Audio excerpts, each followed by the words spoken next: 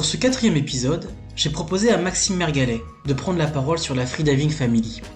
Il était confortablement installé dans mon canapé à raconter ses dernières aventures en buvant un café au lait bien chaud.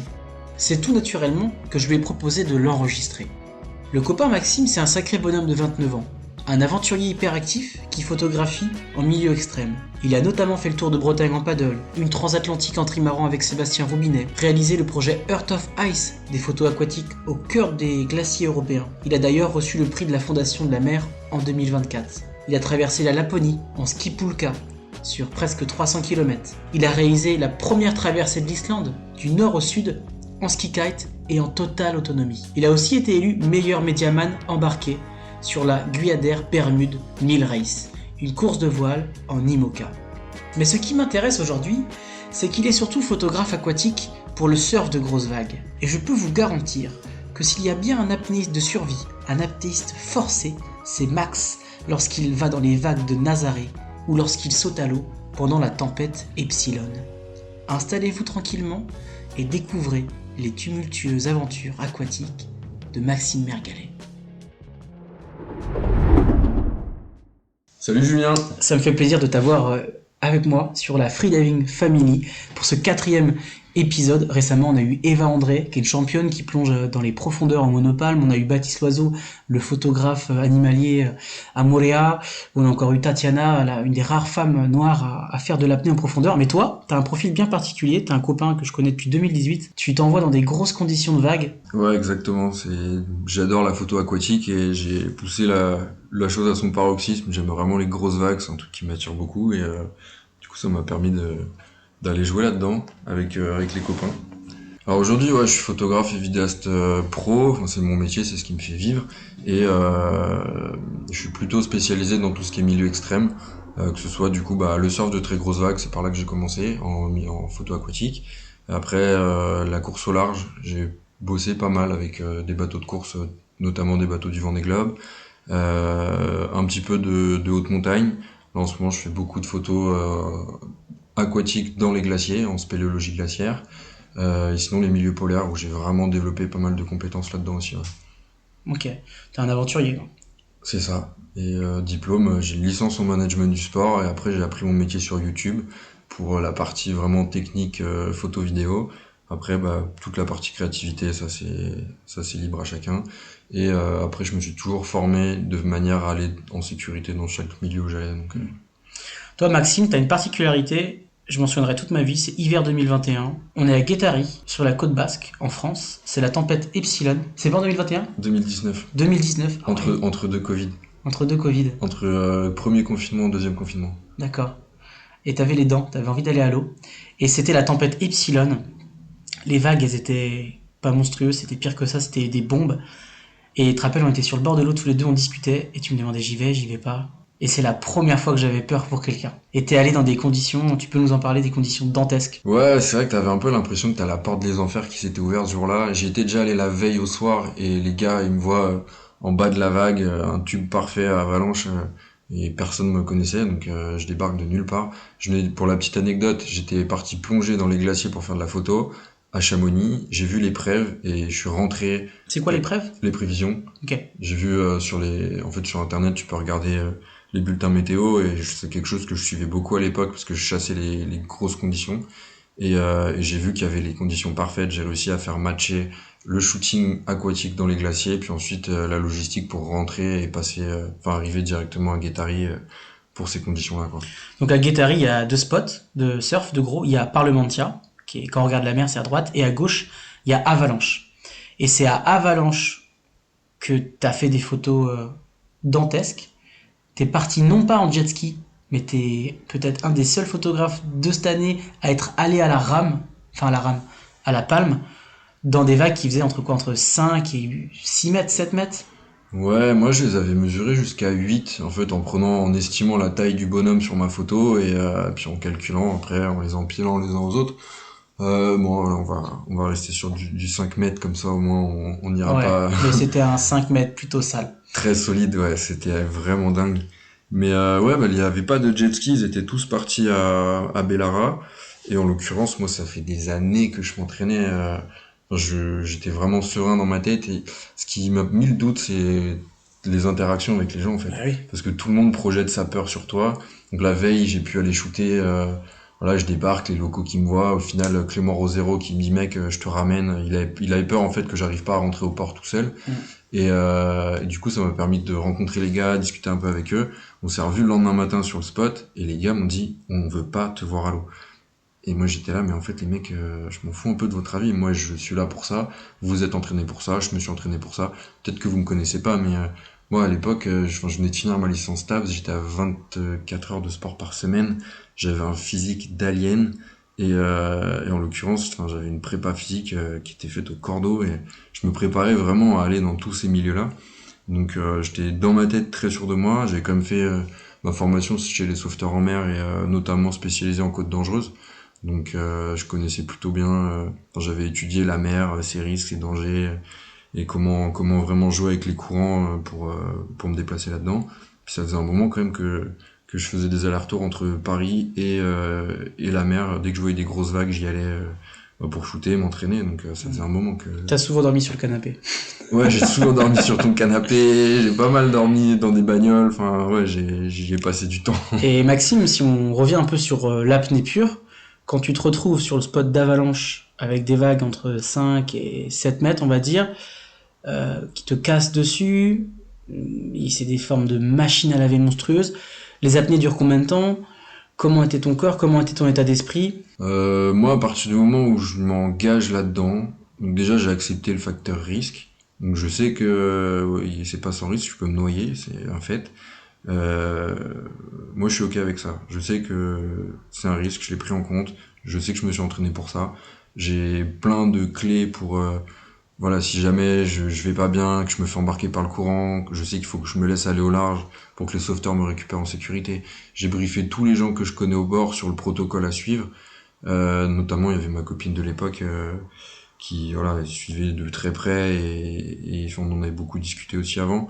La pauvre, ça n'a pas été simple pour elle de me voir aller là-dedans et ça a mis du temps. Enfin, le moment où je suis rentré, je suis pas rentré par le chemin le plus classique Non, t'es et passé par, je m'en souviens très bien, je te regardais, t'es passé par Parlementia.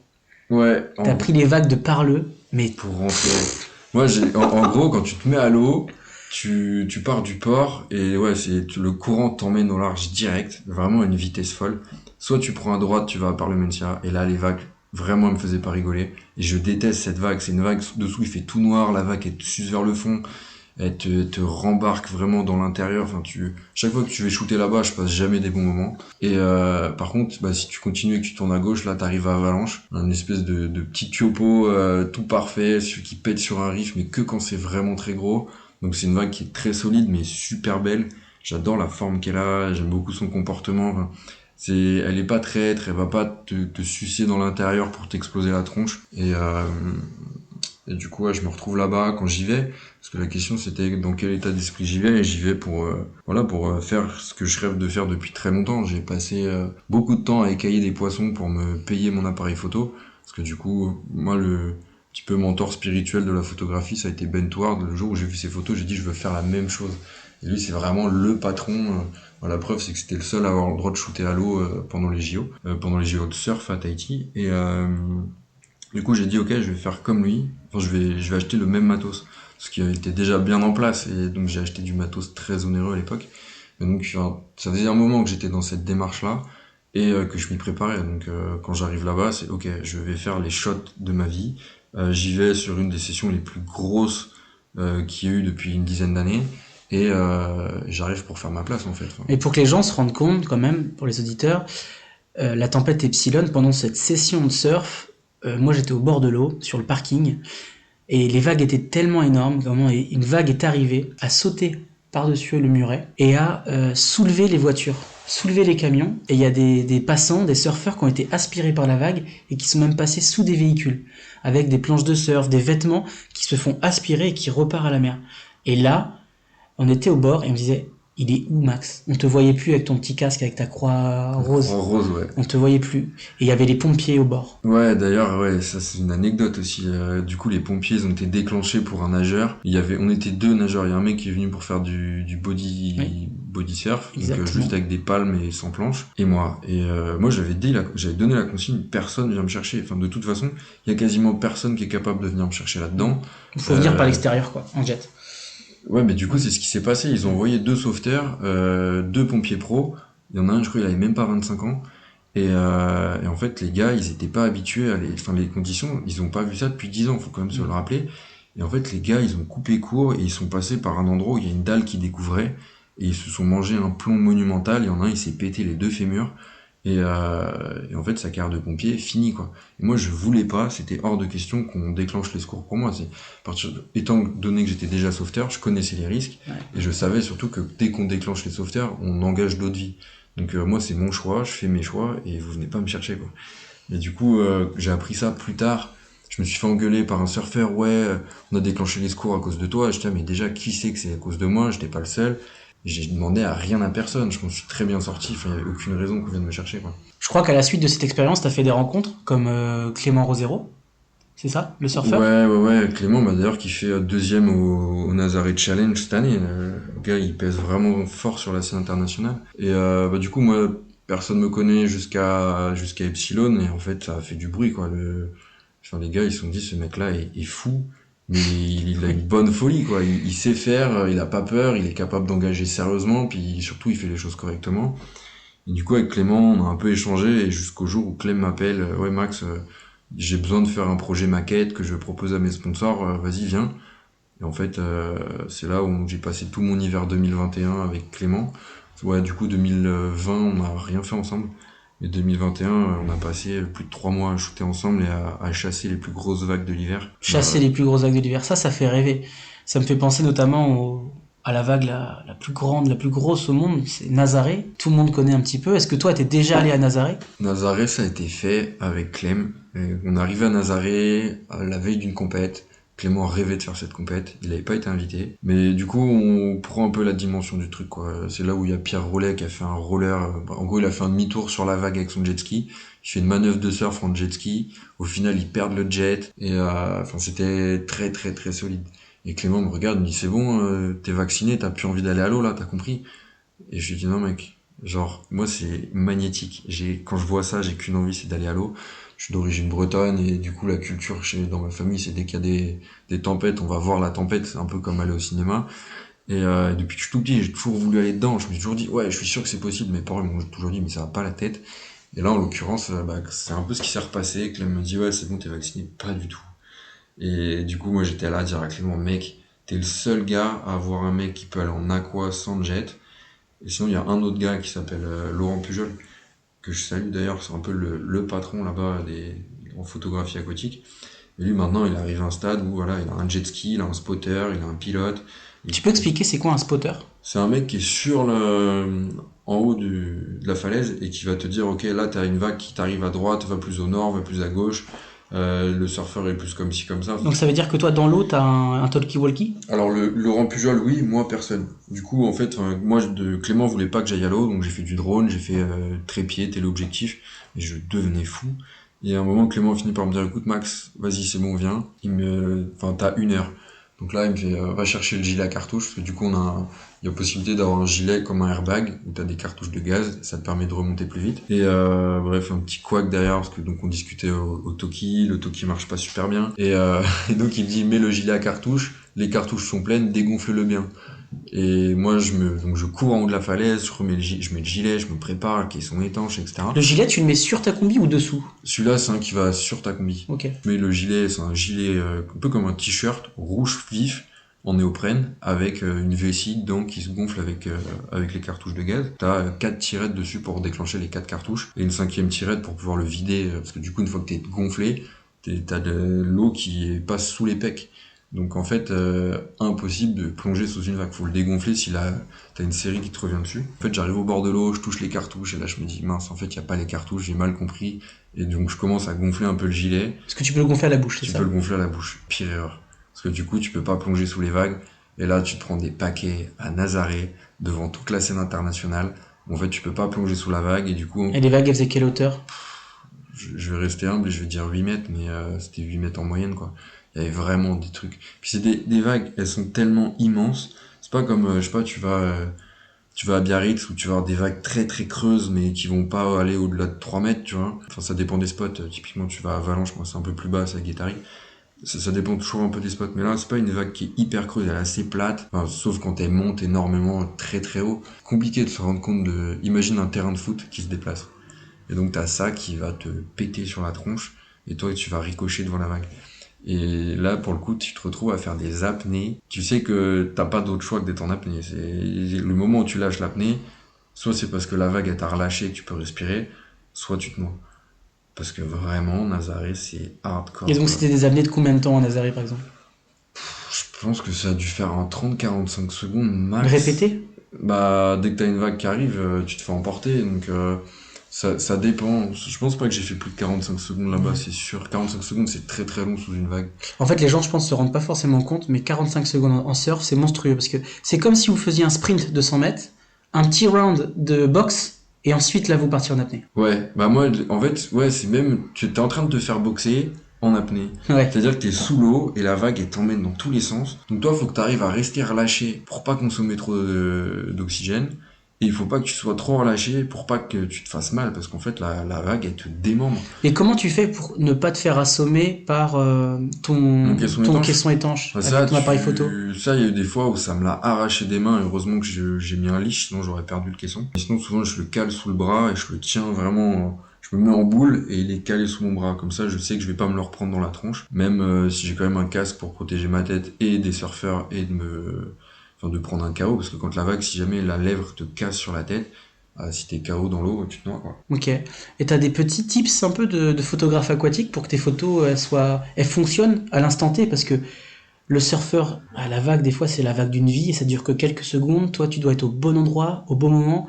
Comment tu fais en sorte que ton équipement soit prêt, que ça soit pas flou? Je me rappelle, t'étais chez moi une fois, après cette tempête Epsilon, et t'étais fou parce que ton appareil n'avait pas fait le focus, tu t'en souviens? Ah ouais, il y avait un nombre de photos qui étaient floues, j'étais Ouais. dingue. Donc comment tu fais aujourd'hui pour que ça soit parfait à l'instant T? Bon, il y a des techniques, soit tu vas te mettre en hyperfocal, donc là c'est des réglages qui font qu'en gros quasiment toute la photo est nette tout le temps. Moi c'est vrai que ce jour-là j'ai fait confiance à l'autofocus de mon appareil. Je me suis dit vas-y on tente le tout pour le tout, on va essayer d'avoir la meilleure qualité possible. J'aurais pas dû jouer, j'avais pas un matos assez performant à l'époque. Depuis j'ai changé de matériel 2 fois et T'as quoi aujourd'hui? j'ai un Sony Alpha One, c'est le plus gros boîtier photo photo vidéo de chez Sony, et avec des optiques pareil très haut de gamme, donc plus le caisson étanche qui est une des références, C'est quoi la marque du caisson c'est étanche? Aquatech. Aquatech. Et du coup ça marche très bien, même autant en photo qu'en vidéo, j'ai quasiment jamais de raté. Le petit tips, ouais, c'est en gros, de mettre de la salive sur le dôme à l'avant, la face avant, pour qu'il n'y ait pas de gouttelettes d'eau, et être sûr que vraiment l'eau ruisselle bien. Comme ça, t'as pas de problème d'avoir des petites gouttes sur tes photos, quoi. Pour l'anecdote, quand j'étais au championnat du monde d'apnée Aïda, là, je voyais une des photographes qui était en train de lécher l'objectif et je fais mais qu'est-ce qu'elle fait? Et ça m'avait détendu avant d'aller plonger, je fais il est folle. Et maintenant je sais pourquoi. Pour survivre dans ces conditions vénères, et pour l'avoir vu, c'est vraiment très violent. Et plusieurs fois, vraiment, j'ai eu peur pour toi, Max. Quelle est ta préparation physique? Comment tu fais pour être prêt physiquement? Très grosse appétence pour les sports de combat. Je fais pas mal, j'ai commencé par judo, jiu-jitsu, je peux vite glisser vers le MMA et le pencak silat. C'est un sport, c'est pas un sport, c'est un art de combat du sud-est indonésien. En fait, dans le pencak silat, on te conditionne psychologiquement au combat réel, donc très violent, enfin une démarche intellectuelle qui est assez poussée. En tout cas, dans ma façon que j'ai eu de le faire et du coach qui m'a entraîné. Et en MMA, je me suis entraîné avec des mecs. Il y en a, le sambo, c'est le MMA russe, et il y a des gars qui faisaient 3e au championnat du monde de sambo. Il y en a, cette personne-là en l'occurrence, c'était dans mon club. Et quand tu tournes avec un mec comme ça et que t'as beau mettre le casque et qu'à chaque droite qu'il te met, il te couche, et que toi t'as 3 minutes à faire, tu dois te relever, faut que tu gères le stress, faut que tu relativises et que tu te dises non mais là t'es dans un cadre d'entraînement, tu dois aller au bout. Donc au final, c'est quoi? C'est plus facile de faire des rounds de MMA contre un mec bien solide ou de se taper des vagues de 8 mètres sur la tête? Ah, c'est plus facile de taper un mec de MMA bien solide dans un cadre d'entraînement. J'ai pas encore eu la chance, là j'ai programmé des combats en cage en Allemagne et j'ai pas été programmé sur la liste. Mais là, tu vois, quand t'es dans le cadre de l'entraînement, tu sais que tu vas pas mourir. Quand t'es à l'eau, c'est toi face à la nature. La nature, elle sera toujours plus forte que l'homme. On a beau faire les malins, on n'arrivera jamais à la contrôler. Et en l'occurrence, là, si je me rate, souvent, moi, ce qui est un peu mon garde-fou, c'est mes proches. Je pense à mes parents, maintenant je pense toujours du coup à ma mère et mon frère. Quand j'ai la chance d'avoir une copine, ça habite aussi beaucoup mon esprit, mais je me dis, je reviens pour ces gens-là, c'est hors de question qu'il m'arrive quoi que ce soit pour eux. Donc ça, c'est vraiment ce qui fixe ma limite. Mais du coup, pour en revenir à l'entraînement, le MMA, ça me permet de me conditionner autant physiquement que mentalement. Donc déjà de travailler dans des hauts niveaux de stress physique à des hautes intensités de fréquence cardiaque. Tout ça, ça permet de la réflexion sous le stress, l'agilité, etc. Ça permet d'avoir un corps qui est très puissant, avoir un bon cardio et aussi des articulations bien résistantes. Après, au niveau psychologique, ça te conditionne à la gestion du stress. Et ça, c'est hyper important dans ces conditions-là. Et après, il y a aussi les bains glacés qui m'aident beaucoup. Où là, ça me permet vraiment par la projection mentale, réussir Alors, à... des bains glacés, c'est quoi? Tu remplis ton bain de glaçons, tu vas dans des lacs l'hiver? Alors moi, ce que je préfère, c'est les lacs gelés l'hiver, ou quand à l'époque où il y avait une piscine, tu sais, les piscines autoportées bleues, là. Ah, on l'avait fait ensemble. Ouais, et c'est vrai que c'est moi qui t'avais Oui, initié à c'est toi ça, qui m'as ouais. initié à ça, ouais. Et depuis, moi, je suis accro. Ouais. Ouais. Et c'est ouf, parce que du coup, en fait, à partir du moment où t'arrives à faire preuve d'une résilience totale, d'acceptation, et que t'arrives à te relâcher complètement, t'arrives à un niveau d'apaisement. C'est comme si t'appuyais sur le bouton reset de tes émotions. Et du coup, le fait de contrôler tes émotions fait que tu vas réussir ou de faire abstraction totale de tes émotions. Ça, c'est un truc qu'on voit beaucoup en tir. Quand tu fais du tir, si tu veux mettre dans le mille. Tire sur quoi? Pistolet? À Ouais, l'arc? non, moi, je l'ai fait à l'arme à feu, et dans un cadre assez spécial, mais c'était, du coup, une des premières consignes était faites abstraction totale de vos émotions, ne visualisez que la cible. Et c'est comme ça qu'à chaque fois, je mettais dedans. Et à chaque fois où tu as une toute petite pensée négative ou autre qui vient de parasiter, tu te retrouves à pu mettre exactement dans le mille. Et donc, tu vois, ce côté bain glacé, relâchement par la projection mentale, fait que quand tu te retrouves à te faire brasser dans des vagues, des fois, il peut y avoir des espèces de retours de courant qui vont te plaquer au fond, ce qui m'est arrivé une fois à la Nord. C'est la Nord, c'est à Osgore, au large. C'est une vague qui se lève quand c'est vraiment gros. On est allé une fois avec Clément et Paul, qui était le driver de Clément. Paul, comment? Paul Lousteau. Ok. Un petit jeune qui fracasse aussi. On formait vraiment une belle équipe, c'était très cool. Et du coup, cette session-là, il y a personne qui était allé à l'eau, sauf il y a Kylian Garin qui a tenté à la rame. Clément, au moment, l'a redéposé sur une vague, et là, il a pris une vague monstrueuse où il s'est fait enfermer et il a eu suffisamment d'hormones sécrétées pour pas se noyer, mais c'était oufissime cette scène. Et sinon, il y avait Kao Olivas qui remporte les JO en surf. Qui est tahitien? Qui a grandi à Tahiti, ouais. Et c'était Sancho Lopez, je crois. Bref, il formait une équipe en jet ski, il essayait de faire du step-off, c'est-à-dire il se faisait jeter par le jet ski dans la vague. Ils n'ont pas réussi à prendre de vague, et nous, on est parti en towing au large. Donc, en towing, c'est-à-dire que t'es tiré derrière un jet ski. Ouais, c'est ça. Comme en wakeboard. Ouais, à peu près le même délire que le wake, ouais. T'es lancé par le jet ski en étant tracté par une corde. Donc t'as une planche avec des footstraps où t'as tes pieds calés dans la planche. Et moi, les gars, ils sont venus me chercher, ils m'ont jeté au large. Après, Clément est revenu chercher Paul, ils ont switché. Clément s'est remis à l'eau, Paul a drivé. Et là, moi, je me suis retrouvé au milieu de vagues.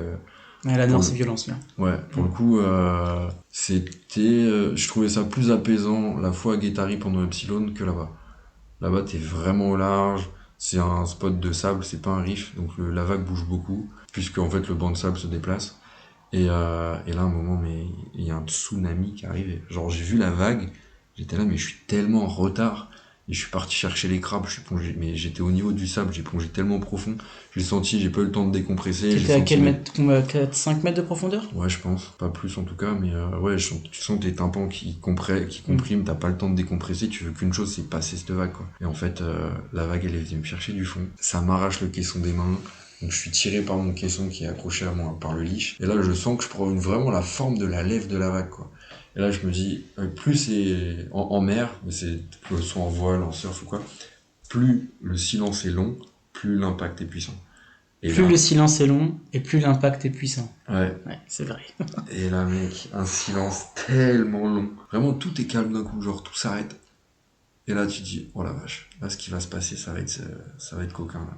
Et là, je vais impacter le sol, la lèvre me prend une explosion, un son, mais c'était... j'ai rarement entendu des chocs aussi violents que ça. Et là, je me retrouve, je touche le fond, la vague me reprend, me ressort, je revois le jour, mais pas le temps de respirer, me ramène au fond. Cette phase-là, toute la préparation que j'ai faite avant, en fait, je me la revisualise. Je revois tous les coups que j'ai pris, tous les coups que j'ai mis, tous les étranglements, les clés de bras, toutes ces phases de bagarre, les pains glacés. Enfin, en gros, c'est tellement long, tout dans le temps passe tellement lentement, t'as le temps de revoir énormément de choses, ça se passe super vite dans ta tête. Et en fait, je vais chercher à recréer une zone de confort dans un milieu qui est censé être extrême. Et vraiment, tu crées mentalement une zone de confort là-dedans, et pour aller chercher l'apaisement. Parce que du coup, si ton stress augmente, typiquement, moi, genre, je me le suis même fait tatouer, à tel point c'est devenu un mantra. On m'a souvent demandé, t'as peur? En fait, à partir du moment où tu prends la décision de partir dans un milieu aussi extrême que ça, tu peux pas laisser la peur rentrer dans ton esprit. Tu peux avoir peur avant, genre c'est bien parce que ça te permet de jauger le niveau d'engagement dans ce dans quoi tu pars. Mais moi en tout cas, même dans ma pratique de la montagne, j'estime qu'une fois que tu as pris la décision de t'engager, la peur tu la laisses derrière toi, tu la laisses plus t'atteindre. Parce que toute petite graine de peur risque de grandir énormément dans ton esprit. Donc pour supprimer cette peur, tu restes concentré sur l'instant présent et tu focalises sur ta préparation. Ouais, bah du coup la peur je la considère avant. À partir du moment où je prends la décision de partir, je la laisse à la maison. Et pour vraiment ne pas la laisser rentrer dans mon esprit, je focus uniquement sur l'objectif. C'est-à-dire que si je sais qu'il y a telle vague qui arrive, qu'il faut que je la dépasse en passant par la droite et que j'ai un 100 mètres à faire pleine balle, je fais mon 100 mètres pleine balle et dans ma tête c'est je vais le réussir. Je projette vraiment la réussite de mon objectif et généralement à chaque fois dans la vie que t'as que de la pensée positive, ça arrive. Et c'est un truc de ouf. Et j'essaie de le pratiquer au maximum dans tout ce que je fais. Et ça marche pas trop mal. Mais du coup, là, c'est vraiment cette idée de projection mentale et de manager ce que tu laisses rentrer et ce que tu laisses dehors de ton esprit pour réussir à garder un apaisement maximal et être détendu quand tu fais tes apnées, quoi. Et au niveau de ta préparation physique, est-ce que tu fais de l'apnée pure, par exemple à sec ou dans une piscine ou en club? Alors, j'ai jamais fait d'apnée à sec, sauf avec mon petit frère et mon père pour s'amuser quand on était tout petit.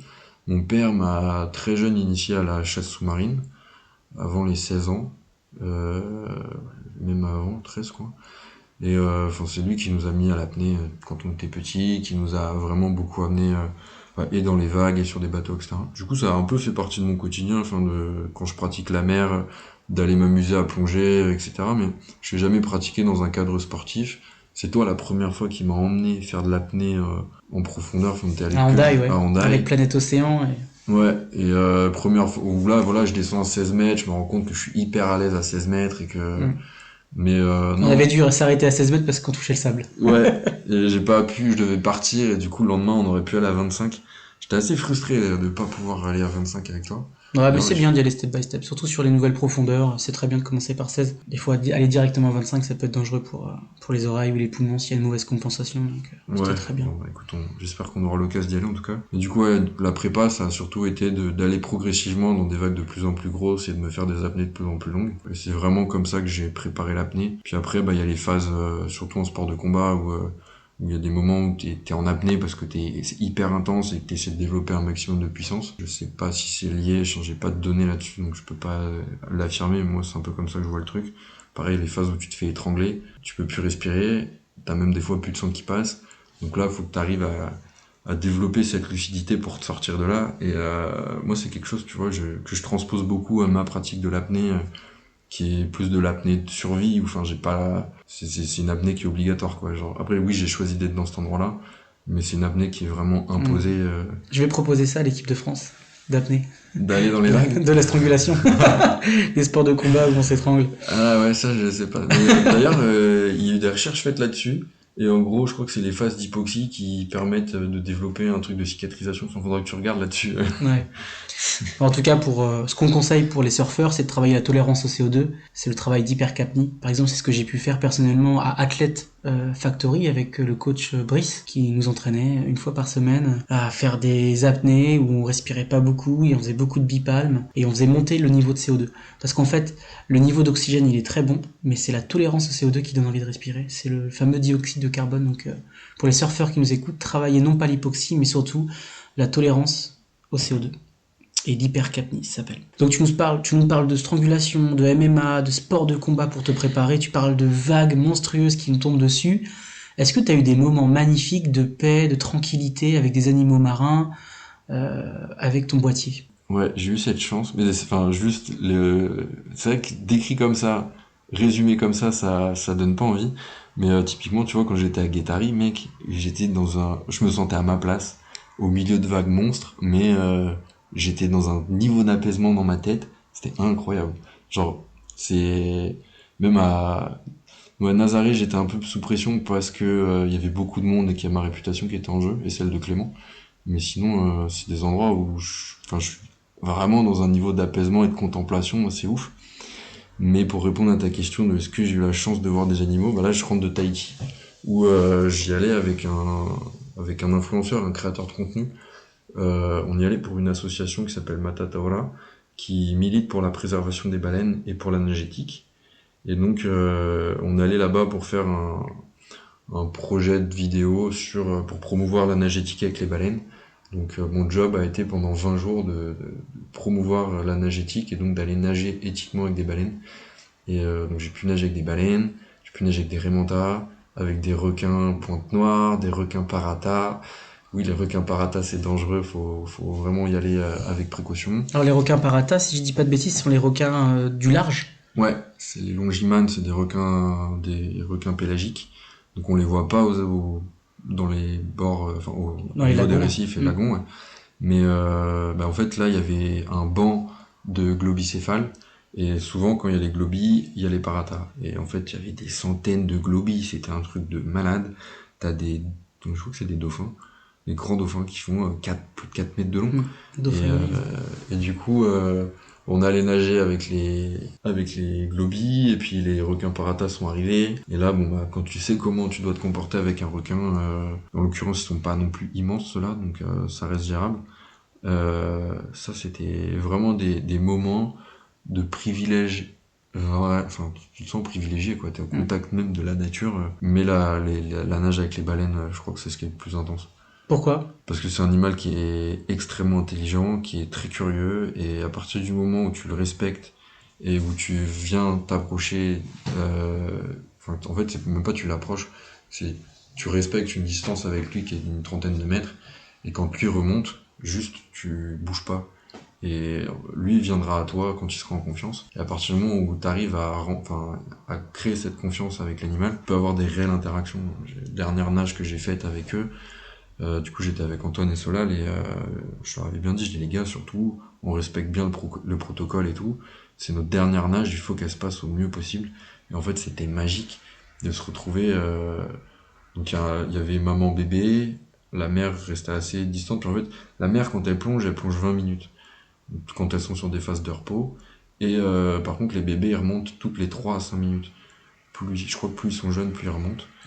Et du coup, toutes les 3 minutes, il y a bébé qui revient. Donc, la première fois, bébé remonte, et on s'approche, mais on est un peu en mouvement, du coup, le bébé repart, et je dis, les gars, faut pas bouger, comme ça, il se rapprochera plus de lui-même.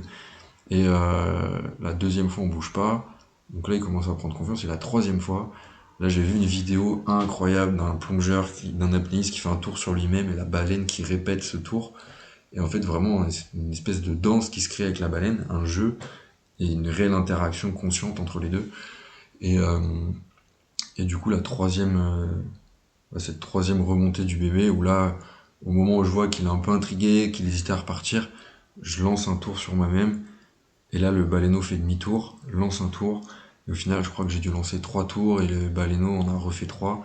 Et à la fin, c'est lui qui est venu. Moi, j'ai pas bougé de là où j'étais.